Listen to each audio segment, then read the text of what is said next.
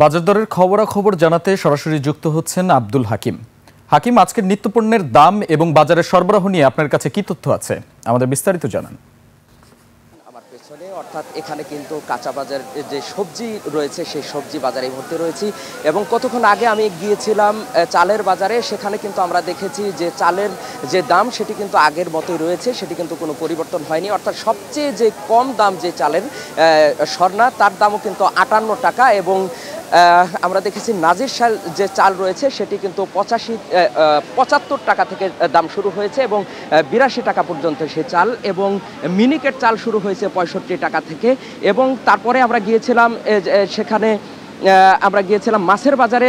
মাছের দামও কিন্তু আমরা দেখেছি যে আজকে একটু বেশি, অর্থাৎ সেখানে আমরা দেখেছি যে কাতল মাছ পাওয়া যাচ্ছে 250 টাকা থেকে শুরু করে সেখানে 300 টাকা, 350 টাকা।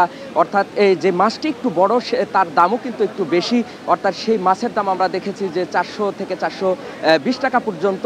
এবং আমরা সেখানে এই বাজারে কিন্তু ইলিশ মাছ আমরা কিন্তু দেখতে পাইনি।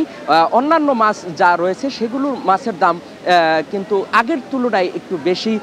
এবং পাঙ্গাস মাছ সর্বনিম্ন দাম রয়েছে 180 টাকা।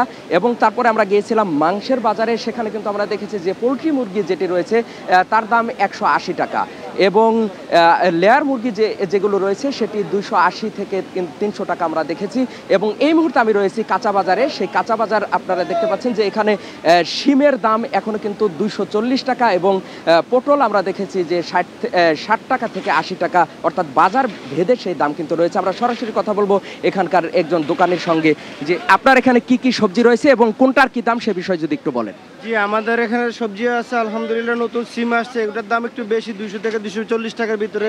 তারপরে যে দেশি টমেটোটা এটা বের হয়েছে, এটা 180 থেকে 200 টাকার ভিতরে। আর কাঁচা সবজির ভিতরে বরবটি, পটল এগুলো 80 থেকে 100। জি, ধন্যবাদ আপনাকে। আমরা সরাসরি যুক্ত হয়েছিলাম এখানে যিনি দোকানি রয়েছে তার সঙ্গে এবং তিনি আমাদেরকে জানিয়েছেন যে এখানকার কি সবজির দাম সর্বশেষ কি রয়েছে। আমি হাকিম মাহি ছিলাম এতক্ষণ পর্যন্ত কারণ বাজারে। এই ছিল আমার কাছে সর্বশেষ।